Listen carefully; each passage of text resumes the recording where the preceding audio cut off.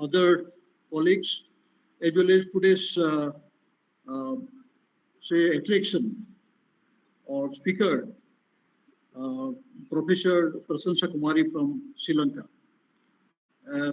Along with them, all the students and all the colleagues and dignitaries that those who have joined today's webinar under the Anwesha. So we are having our 32nd edition of Anwesha, the quest for knowledge, in which we have honored to have Professor Prasansa Kumari from Sri Lanka. She will be talking on the topic effectiveness of microfinance on poverty alleviation in Sri Lanka. Now the question is to quote the International Labour Organization Philadelphia Declaration that used to say, poverty anywhere is a threat to prosperity everywhere. So definitely will be gained by the deliberation that we'll have today. So in this occasion, let me uh, request our Honorable Vice Chancellor Madam to share a few words on VISA 32nd edition. Madam, please. Good afternoon, everyone. And on behalf of Maa Manikeswari University, I welcome everyone to the 32nd episode of Anwesha to this Google Meet platform. And especially, I welcome today's resource person, Professor Prasansa Kumari from University of Kelania, Sri Lanka. Ma'am, on behalf of the university, I welcome you to this Google Meet platform of our university. And I particularly like today's topic effectiveness of microfinance on poverty alleviation in Sri Lanka. And before we move to the topic, I just wanted to introduce Anwesha to all the persons present here. And in the year 2025, in the month of January, we started Anwesha, a academic lecture series, and it is done in collaboration with IQAC. And the sole purpose of Anwesha is to give our students exposure. We normally invite resource persons outside Odisha and India to this program, and because Maa Manikeswari University is placed in a very has its own locational disadvantage, our students could not go outside to attend lectures of eminent persons. They can't always go to attend workshop and seminars. So this is an innovative way to give exposure to our students by establishing network with different academicians from different parts of India and world. And I'm very pleased that today the Department of Economics is organizing this 32nd episode of Anwesha. And here, I will say that I'm proud of the Department of Economics for always organizing such kind of invited lectures, be it in virtual mode or in physical mode. And the faculties are trying hard to give all kinds of exposure to the students, to provide all kinds of knowledge through organizing invited lectures, webinars, seminars, and workshops, and also exposure visit to different areas in and around Kalahandi. So I'm thankful to the Department of Economics for this progress. And I hope in this session also the Department of Economics will, prosper like the last session. And coming to the theme of today's invited lecture, effectiveness of microfinance on poverty alleviation in Sri Lanka. Yeah, microfinance has emerged as an important tool for poverty alleviation in India and also other countries.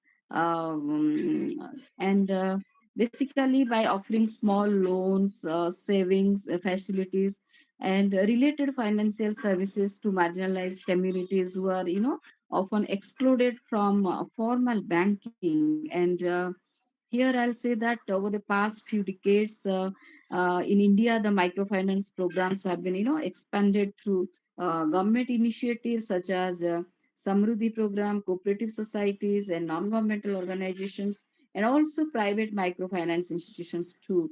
And the whole purpose of this microfinance is to um, empower the poor households, and enhance economic income generating opportunities, and thereby improve the access to education, health, and other essential needs. And here, if we take into the context of India, the effectiveness of microfinance has shown a mixed result depending on the context and implementation.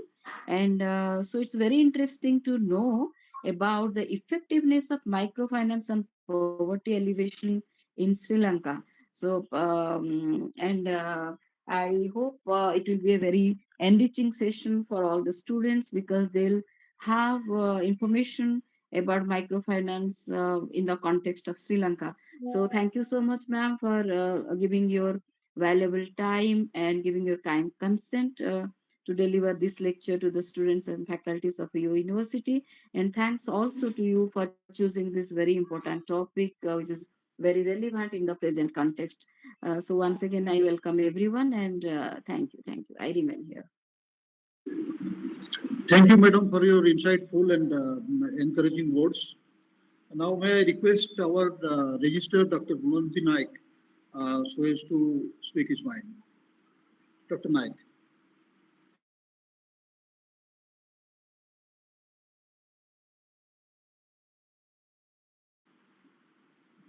So we'll move to the next agenda.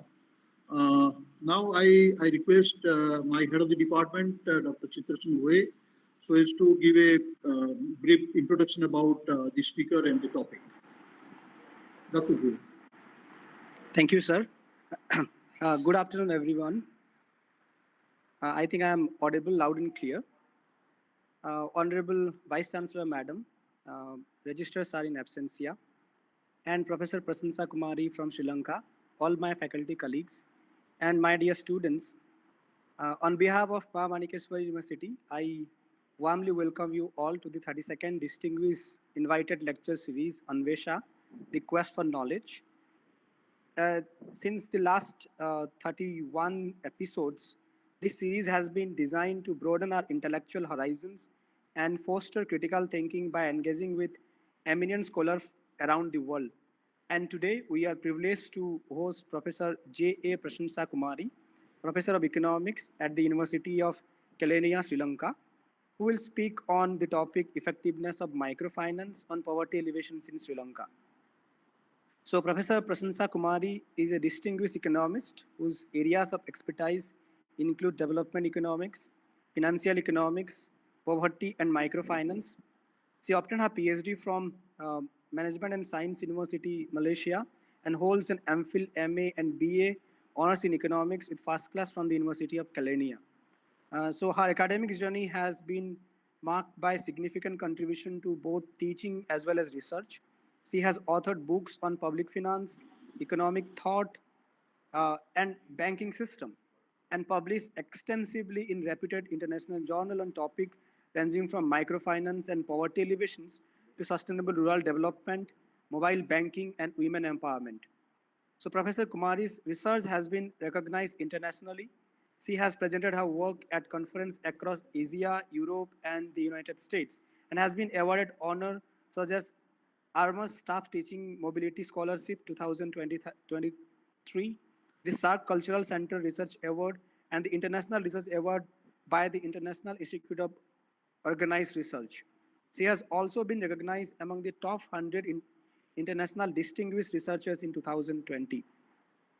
Beyond research, she served as a reviewer and editorial board member for several international journals and has actively contributed to the academic development through organizing conference, workshop, and mentoring students.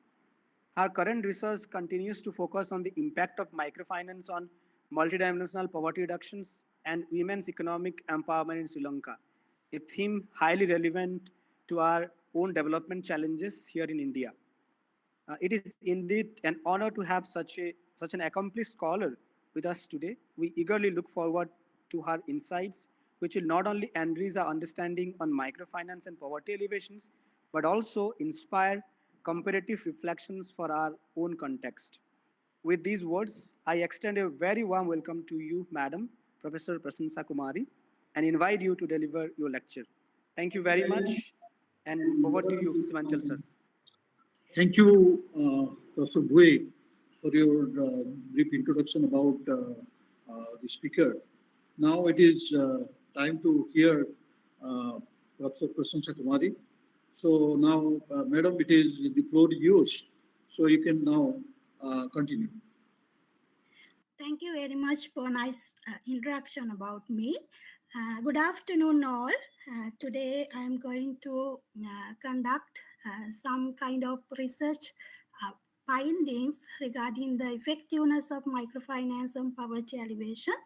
Then, first of all, I would like to thanks Professor Simachal Mishra for giving this valuable opportunity to share my knowledge experiences with these intelligent gatherings.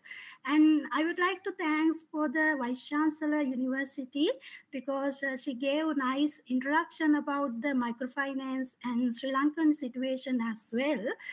Then I'm without taking more time, I'd like to go to the main theme today, the effectiveness of microfinance of poverty alleviation in Sri Lanka. Actually, there are several reasons for selecting this topic today because this topic is very active today in Sri Lanka because of the different type of protest and the other effectiveness are debating among the researchers as well as economists today. And also, it is very relevant to my field also because I have done several researches about this effectiveness of the microfinance and also poverty alleviation, women empowerment, multidimensional poverty alleviation. And I have conducted research regarding this topic and the relevant microfinance sectors and their effectiveness of the Sri Lankan society under my PhD thesis as well. That's why I selected this topic to deliver today's speech in here. And the second one is this topic is very common to the both countries in India as well as in Sri Lanka. The both countries are very familiar with this microfinance and their effectiveness and also which type of programs we have to implement it in the country to reduce in poverty. We are debating and we are concerning on that. That's why I selected this topic today to deliver a speech in this gathering. Then before consider about the effectiveness, I think we have to consider, shall I go move there? There is Madam, this slide is not moving. not moving, yeah. I can't move it.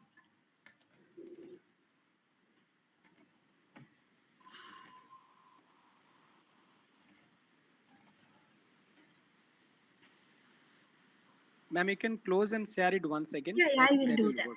Yeah, Yes, yeah. ma'am. Yes, ma'am.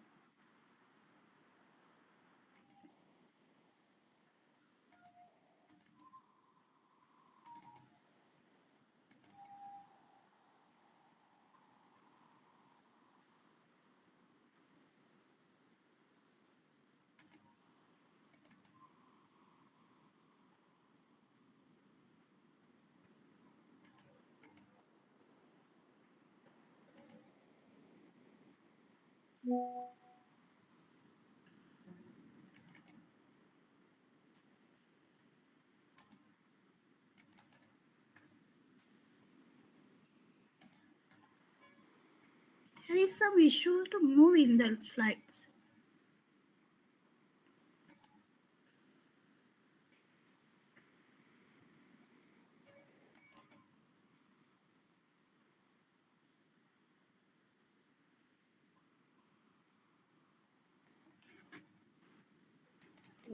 Madam, would you like to share your PPTs so that we'll operate from here? Okay, I will share it is through WhatsApp. Yeah, yeah. Okay.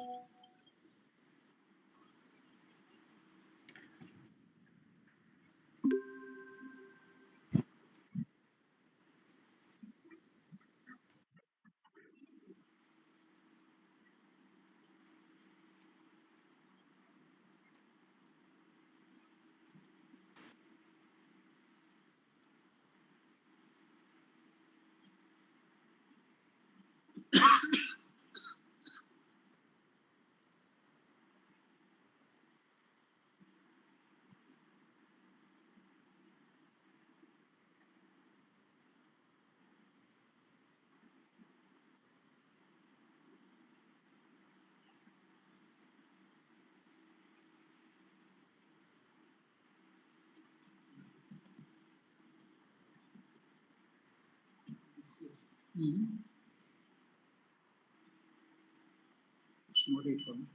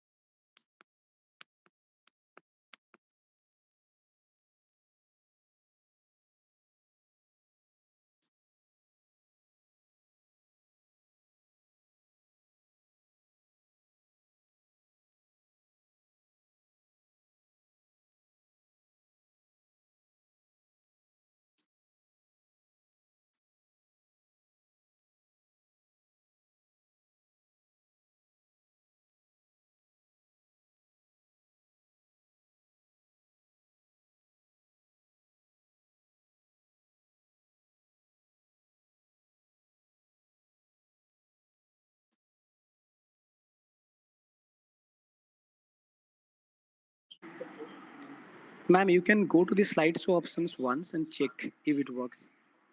Slideshow, and then I think it will work.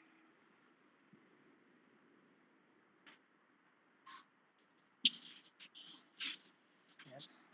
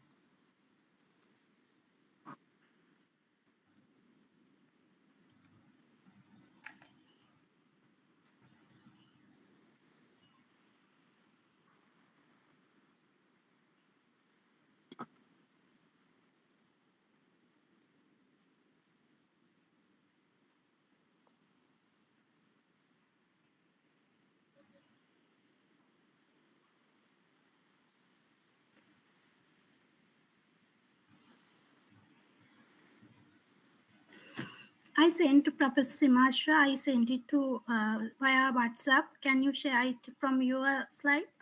Sure, ma'am. Sure, ma'am. Just give me a minute. I'll share it. Okay.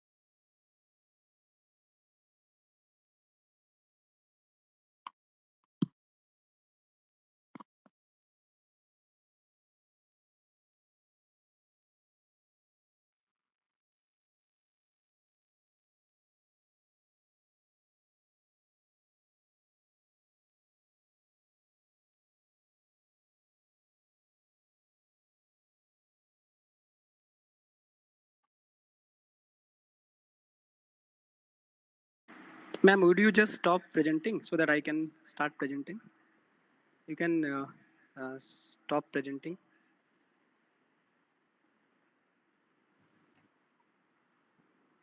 Okay, sorry for the technical error, right? Then Ma'am, actually, ma'am, yeah. just a second.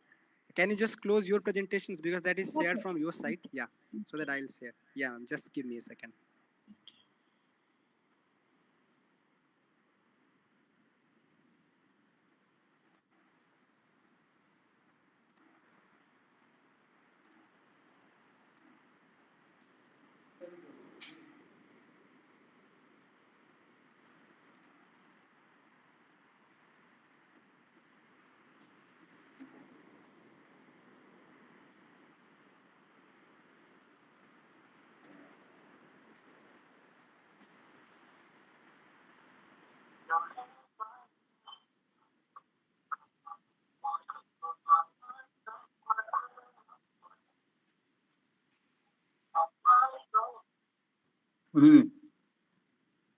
Muted.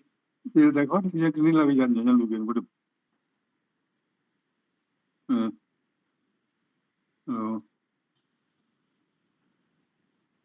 Hey, good.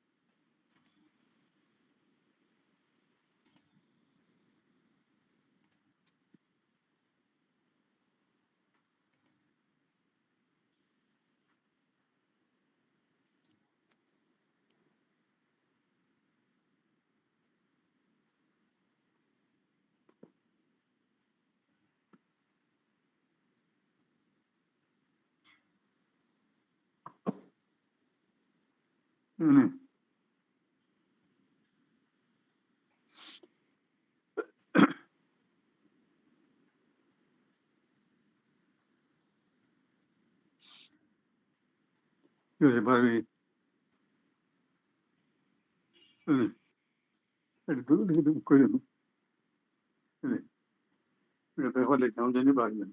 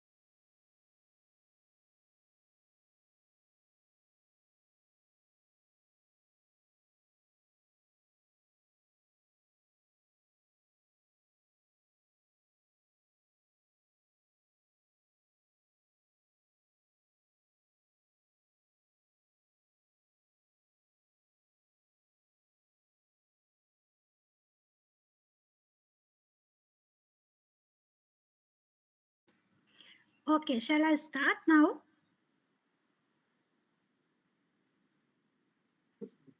Yes, ma'am, you can start. Okay, then sorry for the disturbance from the technological side, right? Then we consider about the effectiveness of the microfinance and poverty alleviation in Sri Lanka. Then as when we consider about the poverty in our country, you know, as India, we also got the independent from the Britain in 1948 with the independent. When we consider about the poverty and poverty index, our country, it is the one of the high or effective socio-economic problem in the our country as well during the long time period.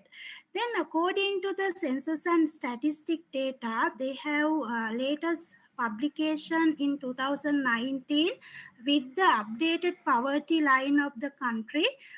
Then Sri Lanka's poverty calculation was 14.3 for the from the all population people under the poverty line living in the areas, especially in the rural area as well as the state area. We can identify the several socio-economic issues in the country. However, poverty is one of the critical socio-economic issue, and also now census and statistic department utilizing the multidimensional poverty calculation method to identify the poverty in the country. According to this calculation, now we are suffering huge gap about the rural and urban areas as well as the different type of issues relating to these people in the country. Then we can identify, according to the statistic department of Sri Lanka, about 1 out of every 6 people in Sri Lanka multidimensionally poor, and also more than 8 out of the every 10, that means the 80% 80% of the out of the all the people living in the rural area suffering from poverty. Then we can identify it is one of the major issue we are facing in the country within the long time period after getting the independence from 1948. Then there are several institutions and also several type of organization and also government organization provided different type of services, different type of multidimensional poverty alleviation programs to the country. With the COVID-19 pandemic, we can identify this poverty is the one of the critical issue affected through the COVID-19 pandemic as well. Then the COVID-19 pandemic has significantly impacted Sri Lanka's economies, social, and leading to increase the poverty level across the country. Can you move to the another slide? Right. Then we can identify this poverty is one of the critical issue during the COVID-19 period as well. With the data or statistic with the during the time period of the COVID-19, we can identify 4 million of the people earlier the COVID-19 suffered from the poverty in our country. Then however, it has increased the 7 million in 2023. Then we can see it is as a graph. The next slide, you can move the next. Yeah. Next one. Right.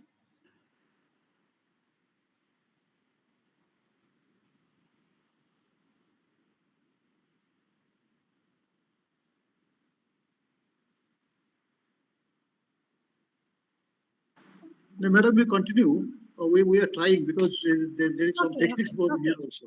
Yeah, then COVID-19 is one of the issue that actually we have to pay significantly impacted in the poverty elevated people in the country. During the period, we able to see the state poverty has increased to 34% from the total poverty, from 34 to 51 in the state area, as well as rural area. It was 15% in 2019 and 32% has increased during the 3 years period in the Sri Lankan poverty data. You can see in the next slide as well, it is as a graph. Then we can see there are several organizations, especially government organization as well as the other non-governmental organization and the other international foreign organization also introduce different type of poverty alleviation, earlier one, poverty alleviation program to the country. The first thing is social safety nets. As mentioned earlier, the Vice Chancellor Madam also mentioned about the Samurdhi program. That was the largest microfinance program as well as the poverty alleviation program in the country, introduced by the earlier government to Sri Lanka. Now it has closed under this government. Then they introduced the different other program to as the social safety nets. We call it is as the Aswasuma in Sri Lanka. Then we can identify the many governments, they allocated their funds and they allocated the huge amount from the GDP to providing this type of social safety nets. Then after the crisis, we had to face the crisis after the pandemic. Then the IMF they give us the some conditions. The first thing is we should increase the amount we spending on these social safety nets. It is one of the condition we obtain from the IMF also. And during the period, especially when we consider about these poverty alleviation programs, basically the before 1970 decades, we didn't identify any target programs for poverty alleviation or affected by the poverty in the country, people in the countries, because they provided different type of income generation opportunities to people, programs that they provide in the pre-education system and also healthcare facilities and other infrastructure facilities to the country without paying to the government or other sector.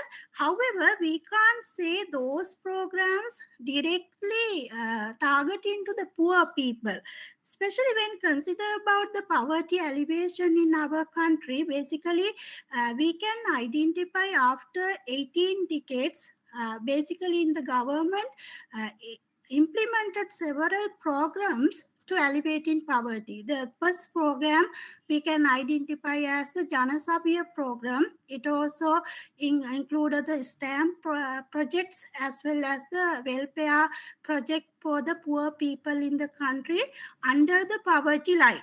Then hereafter, the government came into the power. They introduced another program. We call it as the Samurdhi program. They added some part of their program. We call it is as the microfinance program. Now also they operating in the country under the Divinaguma Banking Society. They providing the microfinance to the rural people, not only the rural, some people under the some poverty line. Then they provide in some credit facilities of the people in the country. Then there are another programs we can identify. We call it is as the agricultural development funds. Basically, they provide in the subsidiaries for farming industries or farming sectors, especially in the paddy field cultivation and also vegetable crop cultivation of the country. And the other one is the infrastructures development, also provided by the government to support into these type of poverty affected vulnerable people in the country.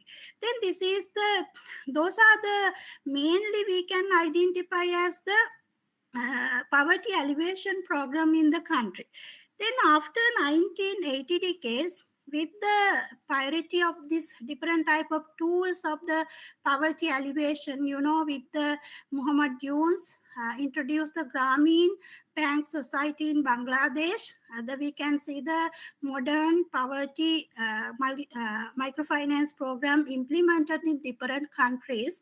However, this concept of the microfinance it is not the new concept to the world, because it goes back to the middle years of the 18th centuries. In the European countries, they provided credit facilities to the poor people, but we didn't identify the other services providing through the microfinance. Especially when we consider about the microfinance today, we are considering about the different type of financial services provided to the unemployed, low income individuals or groups with the lack of access of the conventional banking services. Basically, we provide that institutions provide these facilities to these people to enhance in their business opportunities, entrepreneurship opportunities, small businesses, as well as the low income population, enabling to earning more to their families. And finally, they aim to reducing poverty in these countries. Then modern concept of the microfinance is goes to this Nobel Prize. With the 2006 Muhammad Yunus won this Nobel Prize. Then we can identify nowadays, when providing these microfinance facilities with the different institutions, they didn't concern only the microcredit. They added different type of services to their client, especially microcredit facilities, and also micro savings facilities, small type of savings facilities. It may be sometimes the voluntary savings and compulsory savings facilities provided by these institutions to enhance their saving capabilities. The other one is the micro insurance. It also one of the valuable and significant factor through the microfinance institution to reduce the vulnerabilities of the people in their countries, because of when they providing these insurance facilities to the people, they able to work as against to the different type of risks such as illness, crop failures, and the natural disaster, and also some kind of property risks. All those things they can crop with these type of micro insurance. And the other one is, it is very popular concept today, joint liability groups. That means they providing the microcredit to the groups, not for the individuals, because they providing it to the small groups, especially when consider about the women. There are at least 5 members in the group. They are providing these facilities to this group, and they have to repay it to the institution as a group. Then there are some responsibilities among the members of the groups as well. And the other one is training is one of the very important thing under the microfinance institution, because without training and entrepreneur skills, they are unable to enhance their income, or they are unable to engage in different type of income generating projects. Then we can see these microfinance institutions normally providing this training to the people or poor people in the country through the microfinance. Then we can see there are no any limited services. That means that they know only limited services through the microcredit. There are varieties of the services provided by these institutions to the people in the country. The modern concept, as I earlier also mentioned, it is popularized with the Nobel Prize won by the Muhammad Yunus in 2006 for the Grameen microfinance program in Bangladesh. After this microfinance program, different countries, especially Sri Lanka, India, Thailand, and the other Myanmar, or those countries implemented the microfinance program as the one of the important tools to reducing poverty. Different developing countries identified this is one of the significant tool to reducing poverty among the vulnerable societies, because of the it has some significant contribution to reducing poverty with the evidence of the Bangladesh. Then we can identify nowadays there are many organizations, many people are affecting through the microfinance. More than 174 million people directly or indirectly benefited from the microfinance related operation in worldwide. And also over 7,000 microfinance institutions operating globally. That is huge number.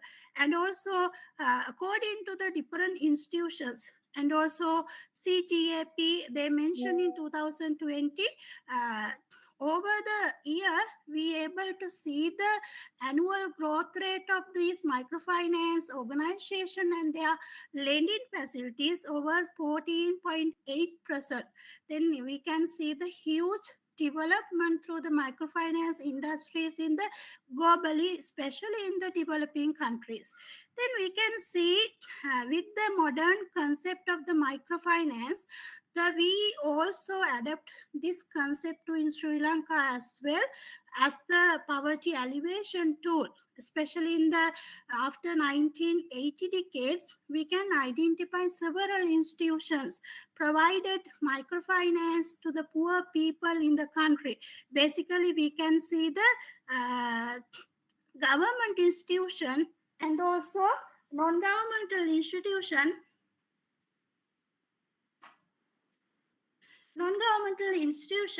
and also international non-governmental organization. Those are the main three ways we can identify providing the microfinance to the people. Especially I mentioned earlier, Samurdhi microfinance program is the main microfinance program implemented by the government in 2004. Then it has hugely spread in the all over the country with the Grameen, with the Divi Naguma Banking Society. Then now we can see the many people in the poverty affected area, they got the microcredit and also other training facilities through this banking society. Then we can see hereafter many organizations to the Sri Lanka providing these microfinance facilities. Based on these microfinance availability, we can see some kind of benefits, right? Some kind of benefits to the different sectors, especially women empowerment and also reducing poverty and also income generation, that we can see through the these microfinance poverty alleviation programs. Then we able to identify there are microfinance as a tool of poverty alleviation in the country. Can you move to the another slide? Right. Then microfinance as the tool of the poverty alleviation. The Samurdhi microfinance program, as I mentioned earlier, Divinaguma was the largest national microfinance program in the country. It is the government organization and also government banking society. They consider the microfinance sector directly increase through the different areas in the country, and they develop and increase their branches in the rural area, state area, as well as the urban areas as well. Then we can see the poverty alleviation in Sri Lanka using microfinance is one of the popular method in the country now. Not only the government organization, there are different international organizations also providing poverty alleviation program through this microfinance concept to the country, then we able to see that there are some mixed effectiveness. Then today we are going to consider about the effectiveness. Then when we consider about this effectiveness, we able to see the benefits as well as there are some limitation as well, because when you see the medias in the last 2-3 years ago during the period of microfinance industry, they have faced different type of challenges. Then researchers, academics, and also policy makers consider about the effectiveness of these programs to the poverty alleviation in the country. Then there are several benefits. Can you move to the this? Yeah, benefits. When consider about the benefits, when I conduct several research in the field, I identified this is very useful tool to the reducing poverty, because enhancing the income generation opportunities to the people, especially when we consider about the borrowers of the microfinance, over 80% people are women. 80% people are women, because they don't have any income generation project at their family. They don't have the voice, they don't have the some income earning. Then if they able to engage in these group activities through the microfinance organization, they are getting some credits and training to develop their entrepreneurs skills. Then they engage in different type of income generating opportunities. Basically, mainly they are engaged in the farming activities, especially the agricultural sector, and also craft, retail shops, and also different services, beauty parloring, like that services also they provide under the microcredit facilities. Then they not only providing this microcredit, they provide the training facilities as well. With the training facilities, they able to get the skills and enhance their capabilities through the this training workshops. Then it is very useful to the enhance their income generation opportunities. Finally, they able to get in the basic needs. Earlier, under the poverty line, they lived as the household in the country. However, hereafter we able to see they able to earn something to their family. Their consumption level also increase as the result of the microfinance, and also their expenditure has been increasing because of these earning through the project. The other one is the promoting entrepreneurships, also one of the important benefits through the microfinance program in the country. Then briefly we identify those impact to the microfinance project through our research. Basically, they concern about the developing of the entrepreneurship activities, especially they providing the skills trainings, skill development trainings to the people in the rural area and the poverty affected people in the country, especially to the women's. Then we can see the different type of small businesses also growth during the period of the these microfinance programs. Then we can see this promoting entrepreneurship through the microfinance as well. The other one is the next slide. We can see the reducing vulnerability and risks. Basically, we can see the agricultural sector is the prominent sector of the country. Over 70% people living in the rural area with the agricultural activities, they are engaging in the agricultural activities. They always we can see the seasonal unemployment through the agricultural sector. Then we able to identify with the microfinance programs, they increase their savings and insurance capabilities through the microfinance is very useful to manage their risks relating to these, especially the harvest issues and also natural disaster and some type of the issues through the environment. Then they are reducing coping these type of issues through the insurance facilities, and sometimes they use these savings within these type of vulnerable situations.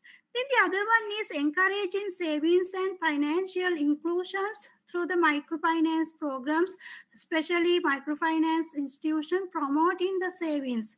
I mentioned with the microfinance of the Samurdhi Bank Society, they mention this amount you should save as the compulsory savings.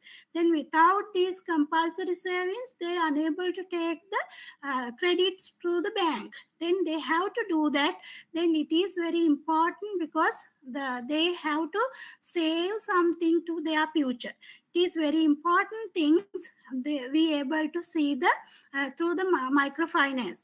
The other one is that these days we are considering about the women empowerment.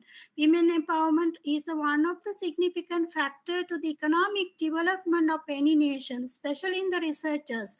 Consider about this women empowerment, how we contributed, how we contribute into these women's labor resource skills to the development of the society, development of the economy. We consider about in Sri Lanka also, we are considering about this women empowerment is the one of the way we able to achieving the economic development in the country.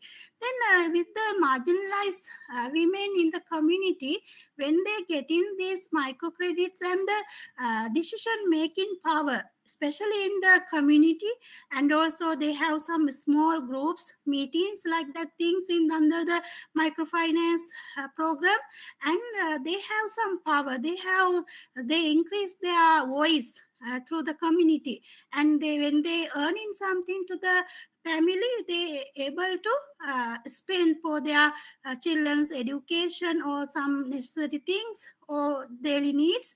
They able to spend money. Then we can see this type of increasement, economic participation is lead to the broader community development in the, especially in the rural areas. When they gathering together with the meeting, they has increased their skills, and the social intermediation services, those are very important thing through the microfinance industries, microfinance programs. We can identify as a positive things or advantage we able to get to the people in the country. Then the other one is that we can see the limitation through the during the long time period. We identify the microfinance organization providing the service, credits, non-financial services, social intermediation services, insurance services to the poor people in the country.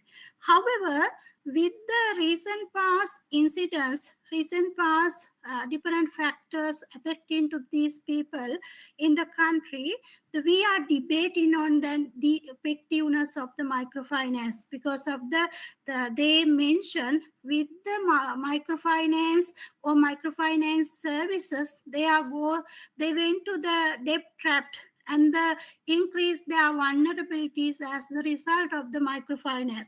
Because of during the period of the COVID-19 pandemic, we identified with the different research what are the reasons for these limitations, or what are the reasons for the challenges affecting these microfinance industries. We identify with the COVID-19 pandemic, different income generation projects are closed with the some health precautionary method. Then some kind of the supplements of the some materials they are unable to find in the country, and some agricultural activities and the small industries also closed during the period. Then they unable to repay back this amount installment to the institutions. Then based on these things, the microfinance organization, especially the non-government organization, they act as the different way. That is the main reason to see these type of limitation through the microfinance sector in the country. Not only Sri Lanka, some other countries, when we see the literature relating to the microfinance and relevant studies in different countries, we can identify different factors that affect into the these limitation. Because of the main thing is the high interest rate. Then next slide, we can see the factors that affect into these limitation in the country.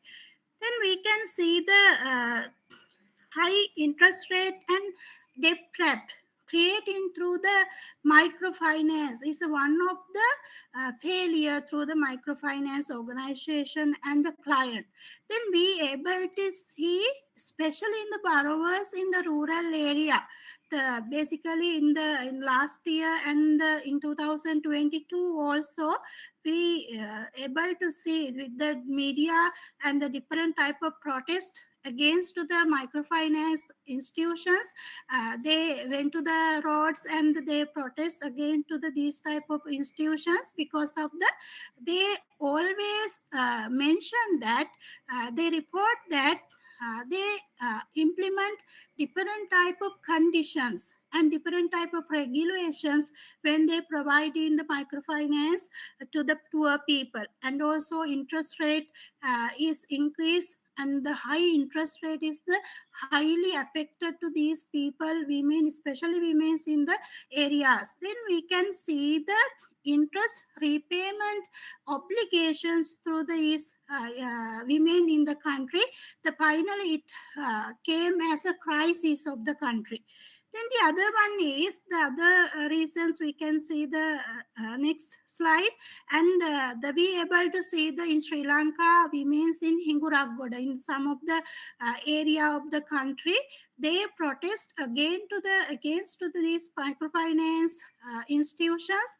When we see these microfinance institutions, they are not registered under the government act. Central bank offers some the regulated some acts to these microfinance organization. Without these registration, they are unable to work in the country. However, the many microfinance organization not register under the microfinance department of the central bank. That also one of the issue we identified through this issue in the crisis of the microfinance in last 2 years ago.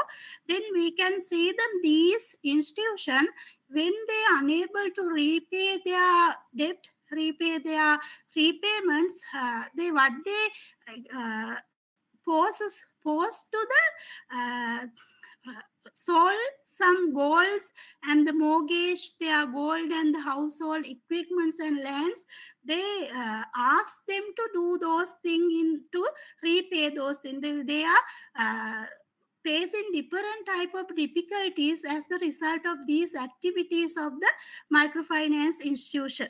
This is the one of the picture we got. It is through the internet. Basically, this is the one of the protest period taken by the medias. This is the one of the photograph relating to this protest. Then the other thing is the next slide. Aggressive lending practices through the microfinance institutions operated during the period, especially they have aggressive reacts to the people in the country. They sometimes some ladies, some women are going to attempt to suicide as the reasons of these type of thing. And the other one is psychological effects also we can identify in the rural areas, people that affecting these type of psychological issues also. Then the other one is that there are several harassment, especially threat of the lenders. Some members of the microfinance institutions do some harassment to these rural people as a result of they unable to repayment the installment during the period of this after the COVID-19 time period. And also we able to identify the lack of regulations and oversight. Especially I mentioned earlier, the central bank also didn't know what is this organization, which type of organization, they providing the microcredits to the people in the country. When they go to the villages, when they ask to take in some loans, they are not concerned about the other things or conditions. They don't have the literacy, especially the financial literacy. Then they don't know knowledge about the what is this interest rate, what is the basic amount, how we have to repay it, those things. They don't have the knowledge, especially these people are limited education qualifications. Be able to see they don't have the literacy, computer knowledge, and the financial literacy, especially about the day-to-day activities of the economy. Then this is the one of the issue we can identify why these people are affecting those type of issues.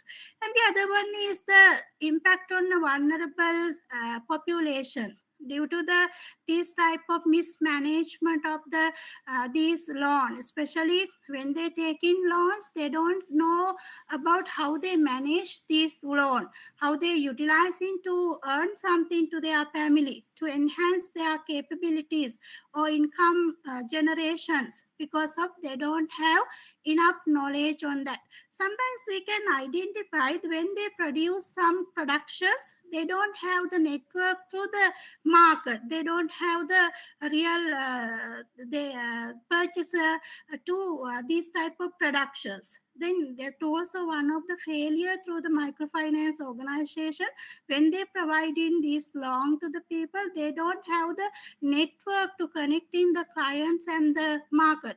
And the other one is the loan defaults and also social stigma is one of the critical issues we identified.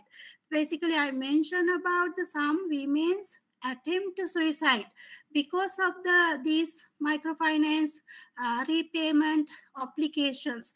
Then we can see those social, economics, cultural, and also political issues arise within the crisis period.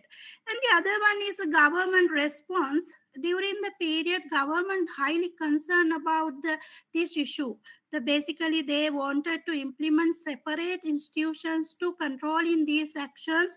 Sometimes the central bank unable to cover all the things of the government during the crisis period. They have another responsibilities in the country to reduce in the inflation level and the money supply to the economy. Then they have different policies to recover in the economy during the crisis period. Then they separate institution also established to manage these kind of issues. The other one is they always giving some awareness through the media. They don't take this type of loans with the irregular organization and those things. Then we can see how the government responds on that. During these days also, we can't see the real solution to these people. They asking to cancel the loans and repay it by the government. All these suggestions given by these people affected this crisis. However, still we are consider about it is one of the crises unsolved in the country. However, when we consider about this crisis, we have to consider as the economist, as the academics, and also researchers. We always providing the policies to the government. We always considering about some suggestions to recommendations to the government. Then basically we identify the comprehensive client assessment should need, because otherwise they're using this money to consumption, the other repayment loans, earlier loans. Then we can see that they are not success in the microfinance sector. Then we have to consider about the institution, government, and all together we have responsibilities to providing some awareness and also assessment during the period, different period with the program. And the flexible loan terms also should increase and the financial education and training, especially literacy program, education program should be established among the people in the country. It is one of the issue we identify through the research. If they have this literacy, if they have this knowledge, we can minimize the issue. And the monitoring and evaluation also, one of the things, especially central bank and the other organization, government should monitor these regulations and the other conditions of the some non-financial organization and foreign organization. That also very important. The next slide, then we can identify and basically diversify services provided by the microfinance organization, and we should build in trust and relationship between the clients and the microfinance organization, and strong institutional framework should provide establish to enhance these microfinance activities, because the many countries have got these benefits. That means there are huge advantage when we compare in the other poverty alleviation programs. The many countries like Indonesia, Thailand, these countries, as well as India also, some projects we able to see the effectiveness, and Sri Lanka also we identify the effectiveness. Then we can use this tool to reduce in poverty, but needness is that we have to manage those things. Otherwise, we have to face some critical issues in the economy. Then those things within the limited time period, I managed the several these presentation also, and we had to face some technical errors also. That's why we have to if you have any some kind of thing, we can discuss during the questions and answering period. Thank you very much. Thank you very much, Professor Prasansa Kumari. Now it is time for question and answer. So any of the audience, if at all you have got any sort of query, any sort of clarification, any sort of addition, one can unmute and ask, or otherwise you can put the things in the chat box also. Better you ask it, just unmute and ask. Sir, good afternoon, sir. Please, Yes. sir, go ahead. Yeah. Madam, thank you. It's a really very excellent and wonderful topic. Indeed, you have dealt with. Actually, my PhD thesis is on microfinance, so it is quite interesting for me. And I work with Professor M.N. Panini in JNU. Yeah. So I look into India perspective, so I find it is very wonderful and interesting. I also connected with Bangladesh Grameen Bank, Yeah. Professor Yunus and all. Mhm. Just want to know, just a curiosity, because in Bangladesh we have seen Mhm. in a gender perspective that often women are being become the victims Mhm. because they had gone for multiple microfinance institution, and Yeah. they it is forced by the male member again, because again sorry to use that country again, the country as a multiple marriage can be happen. Okay, so that was also case studies were being seen. Even some part of in our country also that was seen, because the dowry has become one of, microfinance has become one source of dowry for the people. Okay, there are some case studies. Yeah. So is that the same situation in Sri Lanka? Because these are the story, the poverty empowerment stories are for our South Asian countries is the same. So just I want to know whether it was the same kind of story, or there is little different, like our Bangladesh and also India, madam. Yeah, actually, it is actually when comparing India and Bangladesh, this is a little bit different in Sri Lanka because we are British country. Then we have the only we have one marriage in here, right?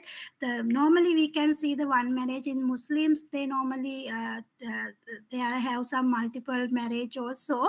However, with the in our country, the normally when we consider about some countries, Muslim countries like that, the gender is a very important factor to these microfinance. But in our country we have some power, we have as the women we have some power.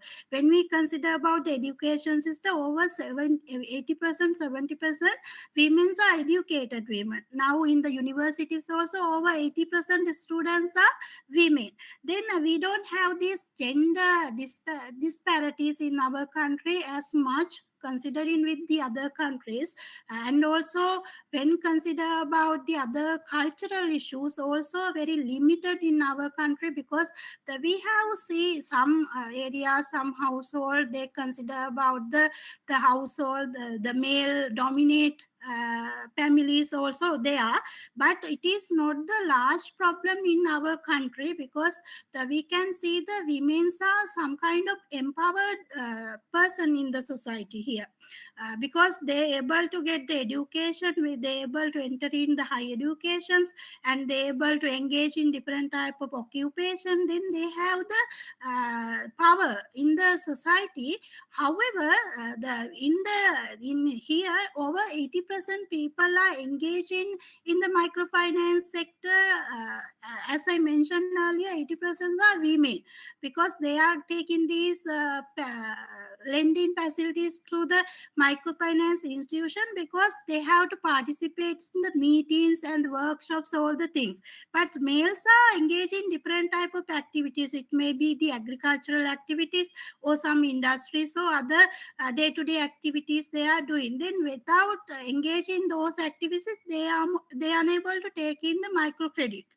That's why women are mainly engaging in the these type of microfinance activities because many of the women are unemployed.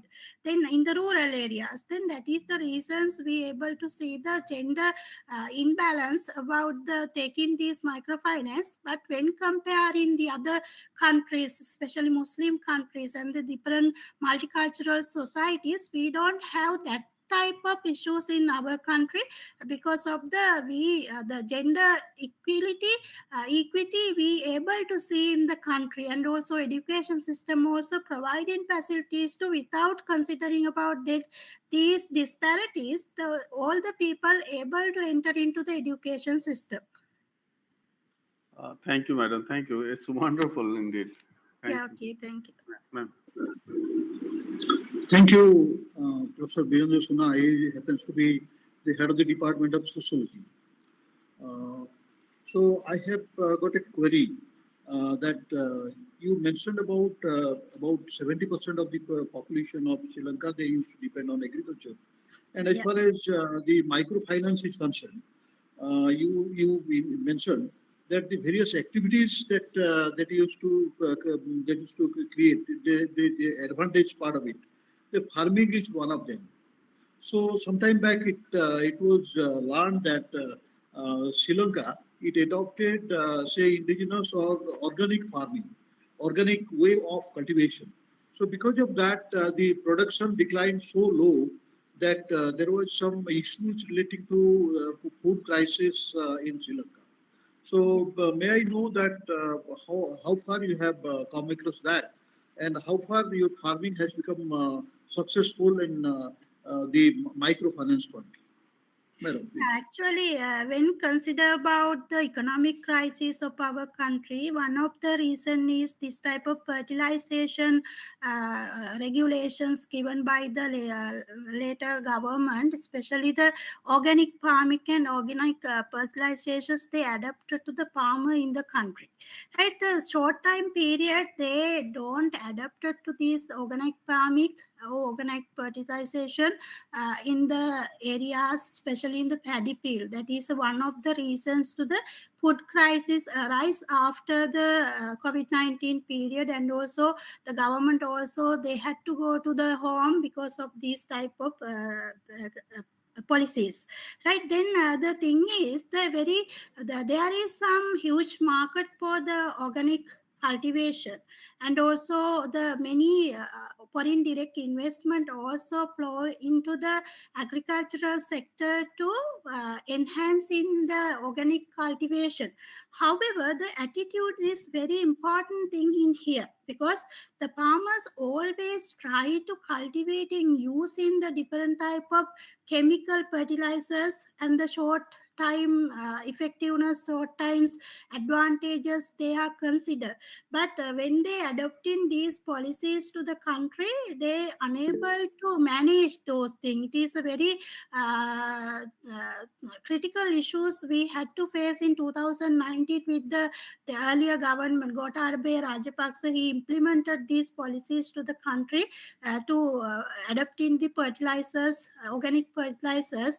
With these policies, they decline their harvest, especially in the paddy field cultivations. Then microfinance industries, when we consider about the microfinance industries, many of the people who took these microcredits through the different institutions, they engaged in the agricultural sector. Then the main reason is when they engage in the agricultural activities during the COVID-19 pandemic, also they unable to get the expected harvest, and also they unable to get the profit through these agricultural activities. They unable to repay it is back to the institution. That is the main reasons for the crisis. And the many way they able to engage in the microfinance and implemented the different type of project. As example, the many the researchers in the areas especially when we work as the researchers, we identify they adapted some technology into the their agricultural field to produce some value added things, especially the farmer engaging in the mango cultivation. If they are sending to the mangoes to the market, as the result of the microfinance, they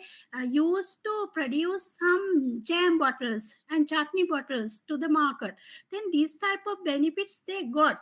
However, during the period of the COVID-19 pandemic, they are unable to got these type of income profit through these activities because of the country also closed, the different area, the market also closed, and the different investors, they also closed, they are investing in the different sectors. Then those are the main reasons we identify these crises, as well as the declining of their harvest, and the microfinance crisis also arise as the result of this COVID-19. Earlier, we can identify some type of benefits through the microfinance, especially the agricultural sector.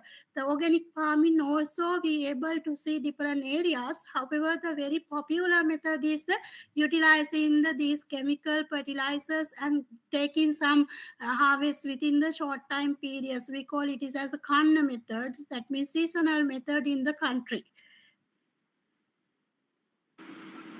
Okay, thank you.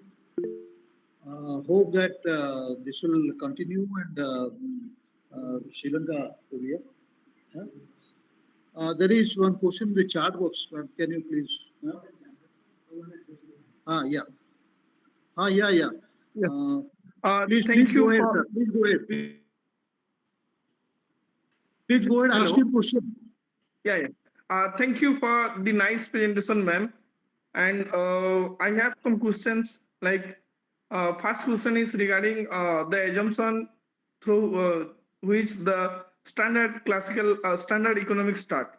And the problem of that assumption is that it thinks that poor people are rational, and the only problem is that they are financially constant. But in reality, they are constrained by many factors, like they do not have the financial literacy, they do not have the how to use the money in entrepreneurship and all those things. So going by the literature of Abhijit Banerjee, Sudhil Mullai, Nathan, and others, they used RCT and they found that it is not a miracle. That is that microfinance is not alleviating people from the poverty, rather it is just smoothing their consumption pattern. Now, uh, yeah. So on the other hand, the idea of microfinance is not like changing the life of the poor. They are just managing somehow to cope up with the crisis. And coming to the human empowerment part, I think that women face double burden of this microfinance because usually the burden to repay the loan is vested with the women, but how to use the money is decided by the men of the household. So how you will see to it. And the other thing is that the idea of microfinance shifts the burden from the state and the structural reform like land reform and other state activities to the poor, that and the state just hands up its hand, stand up its hands and say it is the responsibility of the poor to do take loan from microfinance and do whatever you do. If you fail, you are you are responsible for it. So how you see it? Okay, thank you. Okay, thank you for the question. Actually, I mentioned earlier also in our country also, when they get some money through the microfinance organization, they don't have real knowledge about the literacy about this microfinance and the interest rate, how they manage those money, all the things. As you mentioned, the male is the determine what they are doing from this money, the which type of activities they are doing. When we consider about the some areas, some families, when the women are taking the microcredit to the family for the project, but the people that the male or husband taking those money to their purpose, especially to consumings of the liquors like that things. We can see that kind of example in our countries as well. And the thing is, as you mentioned, the financial literacy is one of the burden. These type of activities, not only the microfinance, in the different type of loans, the other insurance and the pensions, all the things.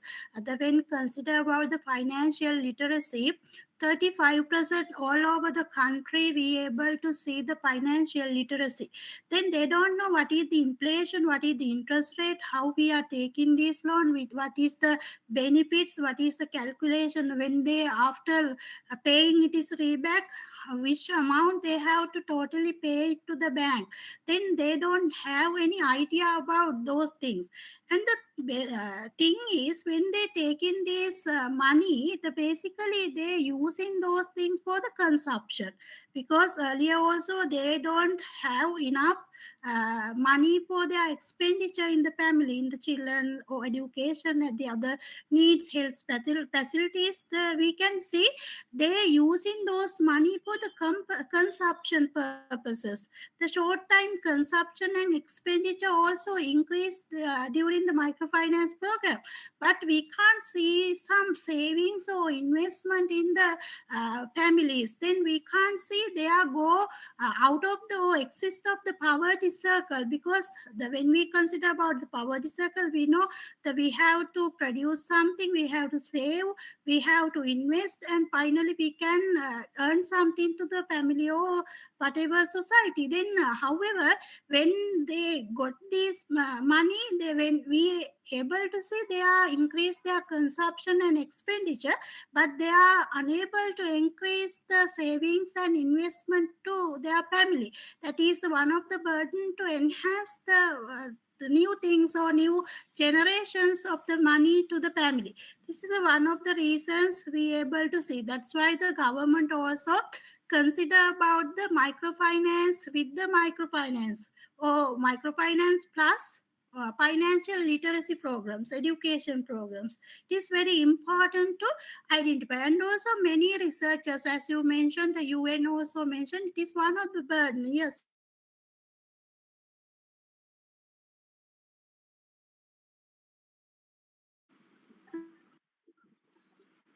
Okay, hope Mr. Govind Pradhan is one of the teaching faculties in college, and he is pursuing his PhD. I think he must have been satisfied with the answer that is provided. Uh, Anybody else? Yeah. Yeah, madam, would you like to say something?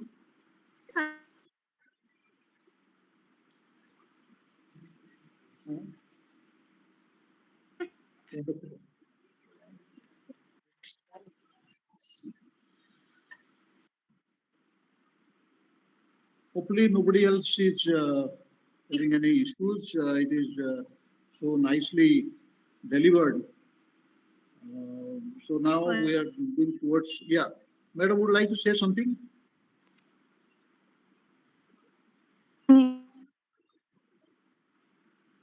There's some issue relating to network issues.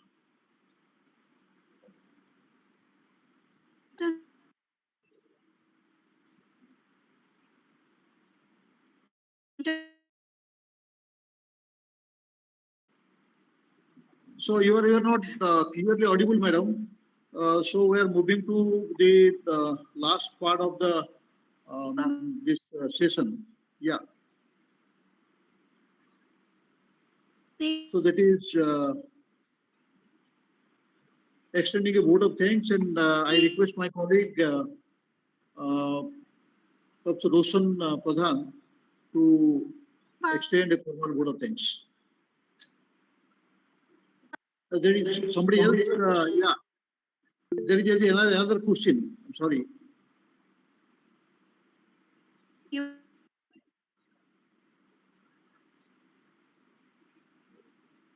Okay. Okay.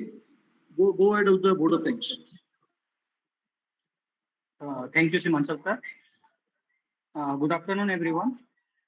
On behalf of Department of Economics, Maa Manikeswari University, it is my privilege to deliver the vote of thanks for today's insightful and thought-provoking online talk on the effectiveness of microfinance on poverty alleviation in Sri Lanka. First of all, I would like to extend our deepest gratitude to our esteemed speaker, Professor Prasanna Kumari, for sharing her valuable thoughts. We are honored by the presence of our Vice Chancellor, Dr. Nivedita Nath ma'am, whose support and encouragement continuously inspire us to organize such academic events. Thank you, ma'am, for gracing these occasions with your valuable time. A special thanks to Chitrasen sir and Simanshu sir for conducting the session smoothly despite some technical glitches. A heartfelt thanks to the faculty members from various departments who joined and contributed to the discussion, uh, and to the students for listening patiently till the end. We are also thankful to the technical team and organizers who worked behind the scenes to ensure the smooth conduct of this online event. Once again, thank you all for being part of this enriching session. Thank you and have a great day. Thank you, Professor Roshan. So now we are coming to the end of this event. So hope we'll meet again at the next edition of our Anwesha, and hope our speaker. We invite you to our country and our university, Maa Manikeswari University. So find time to visit us physically. So we'll be happy to have you and hear from you physically. Thank you. And with this, this meeting ended. Thank you.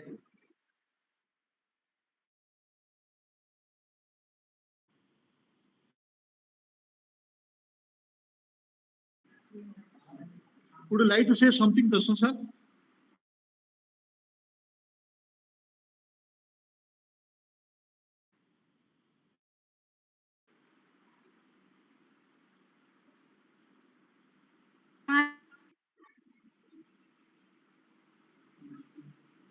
There is some network issue. I suppose that we can't hear you properly.